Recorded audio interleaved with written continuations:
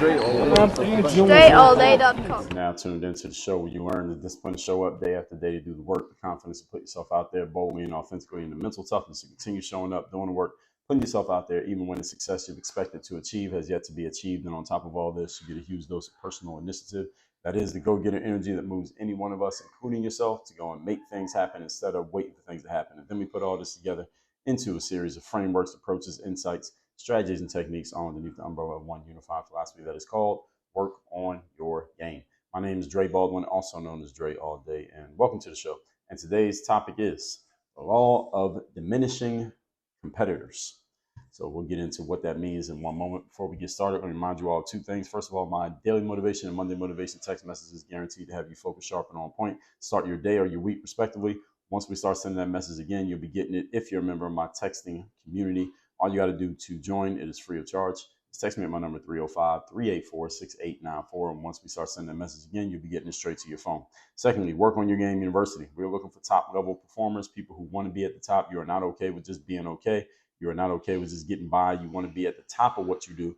Go to workonyourgameuniversity.com. You can see more about what our program is, who we work with, who we have helped up to this point, what you can expect in the program, and you can schedule a time to get on a call with us so we can talk about where you're at, where you want to go, what's in your way, and what you feel will best help you. Once we're clear on that, we believe we can help you, and we believe our program works for you. You'd be a good fit. We'll tell you that, and we'll tell you how it works from there. Again, that's all at workonyourgameuniversity.com.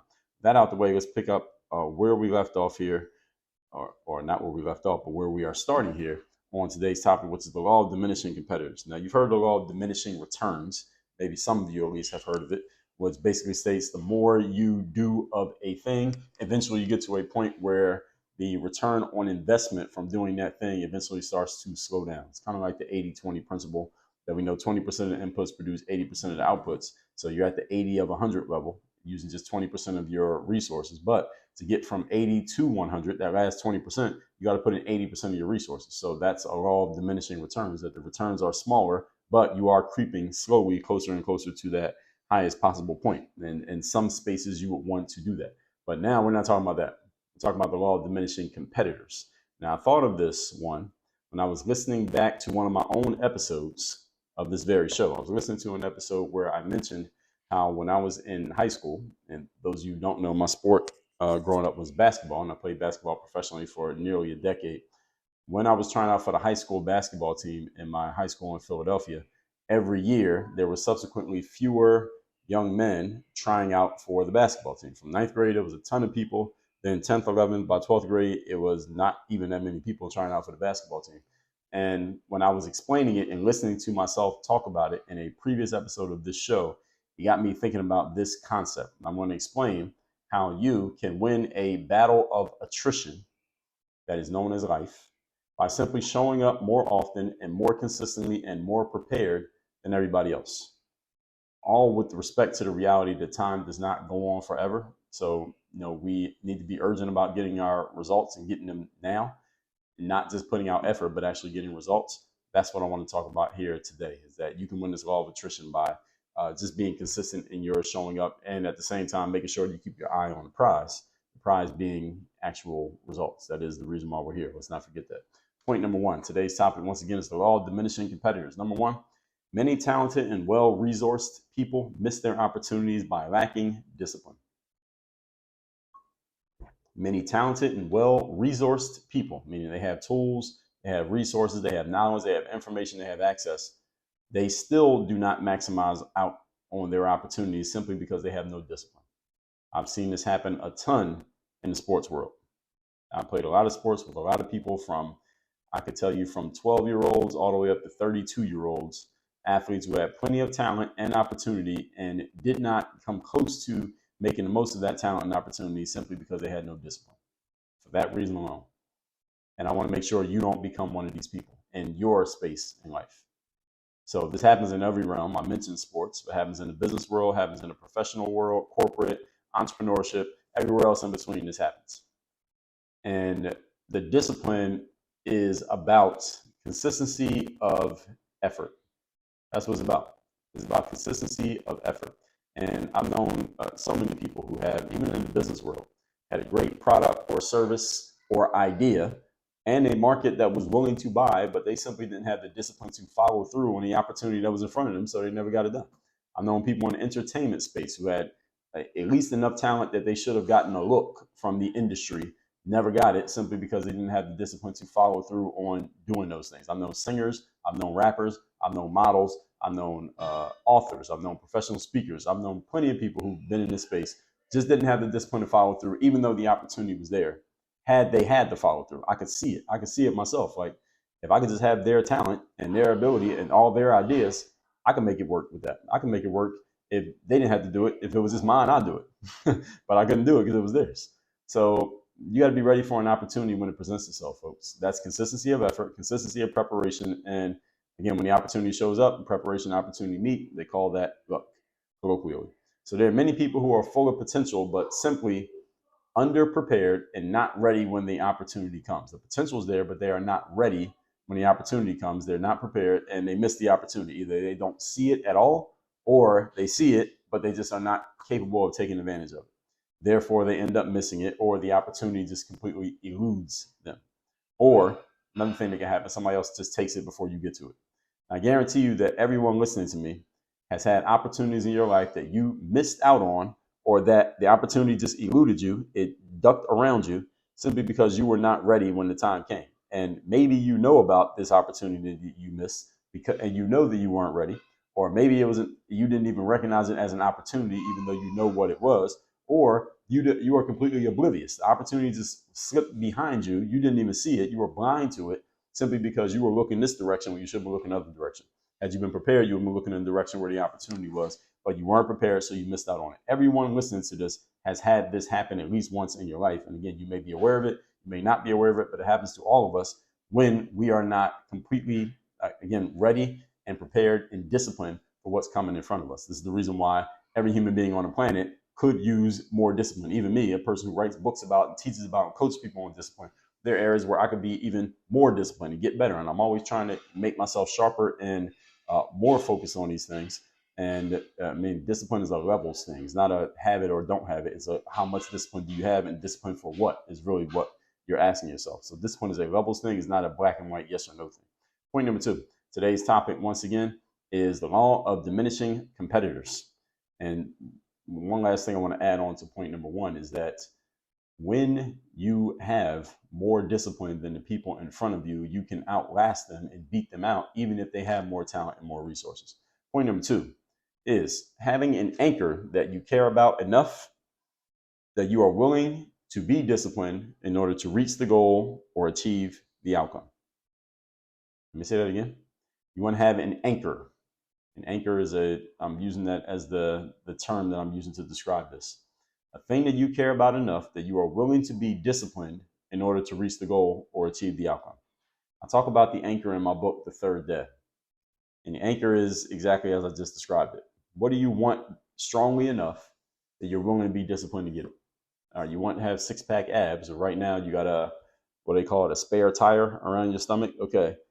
If you want the six-pack abs strongly enough, that means you will come to the gym and do these workouts when it's hot, when it's cold, when you're tired, when you're sore, when you don't feel like doing more crunches, you don't feel like doing another plank, you don't want to do any more burpees, you don't want to run the treadmill another mile. You'll do it anyway because your desire for the six-pack is stronger than your hatred for the workout.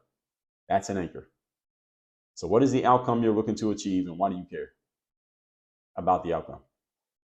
Why do you care about that outcome? Why does it matter to you? The question is, do you care about that outcome enough that you're willing to endure the pain to reach it?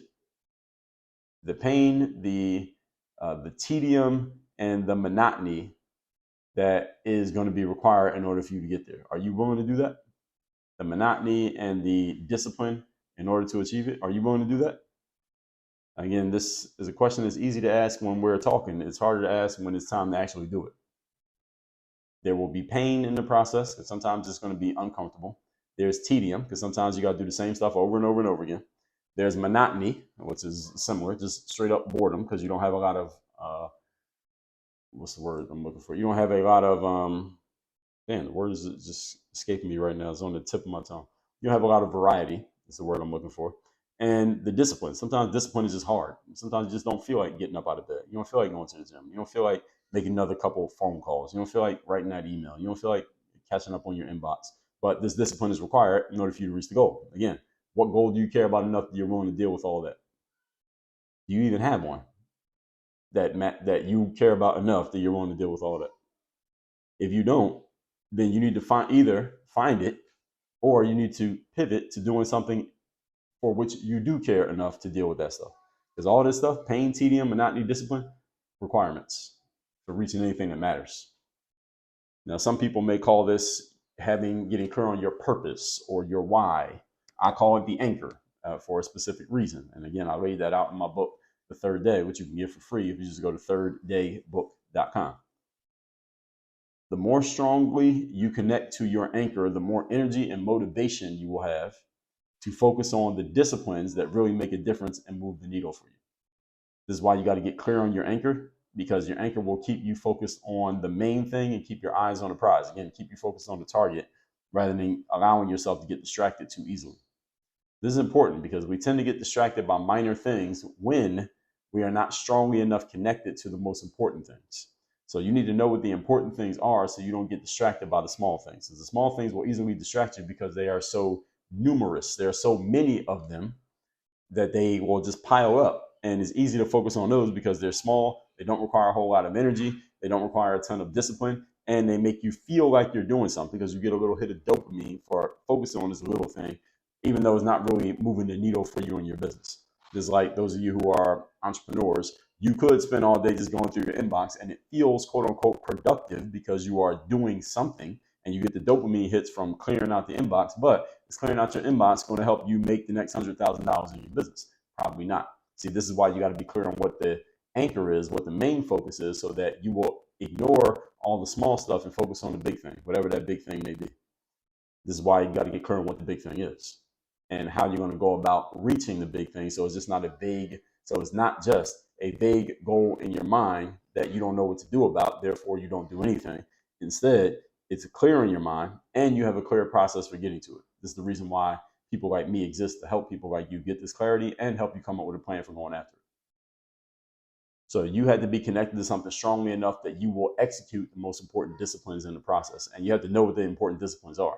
This is one of the things that I find with a lot of entrepreneurs that I work with, a lot of business professionals, and even athletes, is that they're clear what the anchor is, the thing that they want to get to, but they have not laid out, or they don't have clearly laid out disciplines that will help them reach the anchor. So I know what I want to do, but you have no idea how to go about getting it. And therefore, like we talked about in yesterday's masterclass, you just do nothing because you just don't know what to do.